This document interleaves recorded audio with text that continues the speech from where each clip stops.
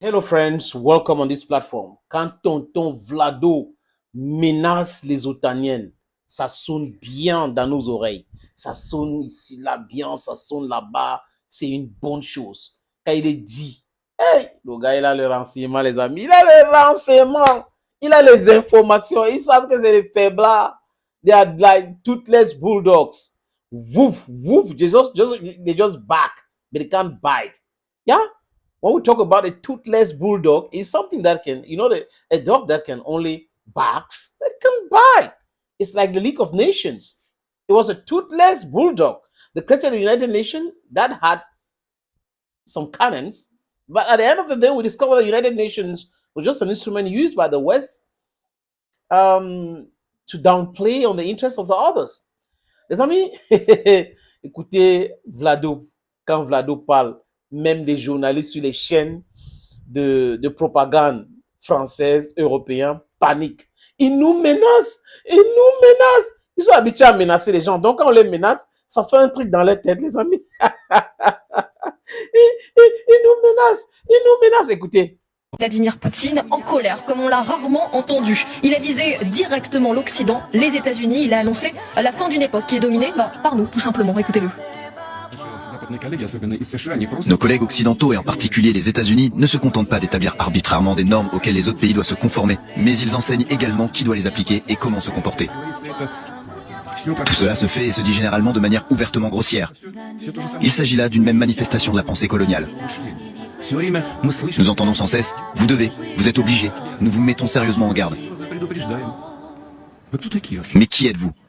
De quel droit pouvez-vous avertir qui que ce soit? Il est temps de se débarrasser de cette mentalité coloniale. Je veux juste dire, essuyez vos yeux, cette époque est révolue depuis longtemps et ne reviendra jamais. Jamais. S'ils prennent ça pour les menaces, c'est leur problème. Mais Poutine a parlé. Clairement. C'est fini cela. C'est-à-dire que vous êtes qui même? Au nom de quoi? Les Américains vont dicter un. Quand on dit oui, personne ne doit dire non. Vous savez que George Bush avait même poussé le cynisme très loin en 2001. Quand il y a eu les attentats du World Trade Center le 11 septembre 2001, George Bush a dit, les amis, en mondovision, ceux qui ne sont pas avec nous sont contre nous. Mais c'est l'excès des ailes. Avant 90, les Américains ne pouvaient pas tenir ce genre de propos. Et George Bush a démontré qu'entre 91 jusqu'en 2001, c'est les Américains qui contrôlaient le monde, comme l'Union soviétique venait de s'écrouler, de s'effondrer. Les amis, j'ai eu à visiter l'Allemagne et j'ai vu ce mur-là de mes propres yeux. On me l'a montré. J'ai touché du droit. J'ai fait tout pour traverser de l'ouest à l'est en Allemagne pour voir ce qui s'est passé là-bas à l'époque. Bon, the new dispensation had it that le pacte de Varsovie devait se dissoudre et les Russes ont respecté cela. De l'autre côté, les Otaniens ou les Américains ont refusé de réduire l'OTAN. Mais ils ont rassuré les Russes que donc, il n'y a pas de problème, nous n'allons pas intégrer d'autres pays dans notre organisation belliqueuse bellicine. Mais après, qu'est-ce qui s'est passé? Boris Yeltsin était torturé, malmené en tant que président. On le traitait même de drogué, d'alcoolique, alors qu'il était juste faible, les amis. Les Américains dictaient tout. Un ancien ambassadeur russe a même dit que quand il travaillait à Moscou, quand il voulait aller parler à la télé, les Américains envoyaient une note sur ce qu'il devrait dire. Et que c'était partout comme ça que les Russes recevaient les ordres chez tonton Samy. Mais quand Vladimir Poutine arrive, il dit stop à cela. C'est la dernière fois, ça s'arrête là. Et il commence à négocier avec eux. On peut être ensemble. Je vais intégrer l'Union européenne. Non. Je peux intégrer l'OTAN. Clinton a dit oui. Après, non. Il a rencontré son staff. Ils ont dit non. Parce que l'idée, c'est toujours considérer la Russie comme une menace. Et la Russie, avec toute sa technologie et tout, dans l'Union européenne, ça fait que c'est l'Union européenne qui est puissante. Donc, les Américains ne veulent pas être les dindons de la face. Il faut toujours continuer à piétiner les Européens, à malmener les Européens. Ce sont des vassaux, les chefs d'État européens. Les Américains les considèrent comme les boy-boys, comme on dit chez moi à Econa. Vous voyez un peu. Et Vladimir a tout testé, il a compris. Et il y a une réunion de l'OTAN en 2007, il a fait un discours remarquable, que rien ne serait plus jamais comme avant. Si vous ne nous prenez pas au sérieux, sachez que dès maintenant, c'est bon là. Et on a dit, oh, bon, c'est un rigolo, il va faire quoi? On a le SWIFT, on a le système financier, on a la communauté internationale, une escroquerie à nul autre pareil. Quand on dit la communauté internationale, beaucoup de personnes se posent la question, c'est quoi la communauté internationale?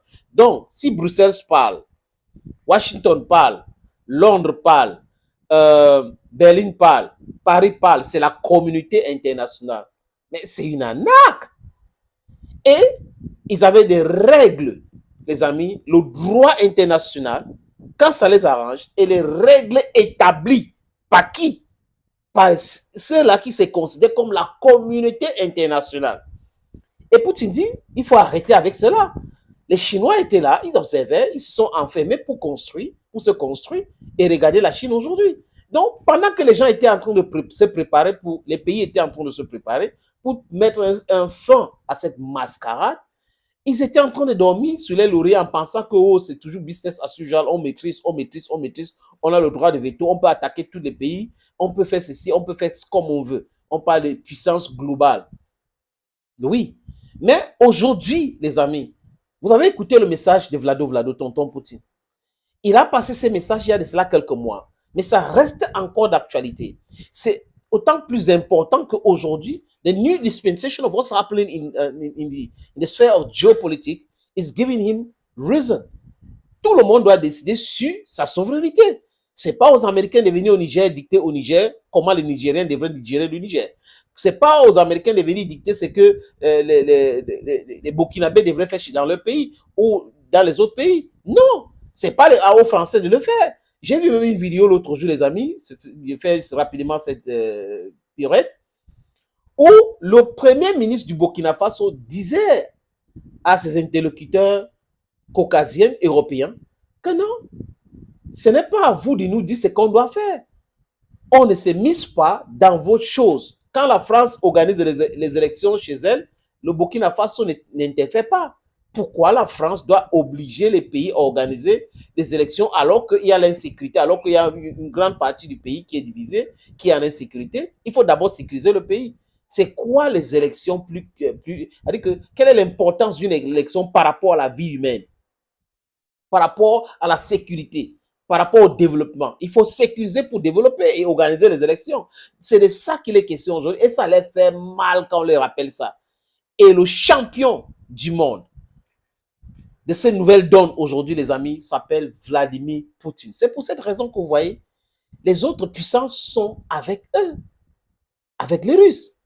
Les autres puissances comprennent la démarche de Vladimir Poutine. He wants a multipolar world and not a unipolar world. And that is what every single person in this world wants today. The whole brouhaha, the whole headache of American control, the Western control is getting people sick. People are sick and tired of it. It is only promoting underdevelopment, suffering, war, crisis everywhere in the world. It is never look for a solution. See, the Palestinian people are suffering because of this Zionist Netanyahu. He's such a liar and a criminal of war that should be judged. This guy does not want a Palestinian state, and everybody is seeing it. So we have things like that have been happening all over the world because of the Western control of the world.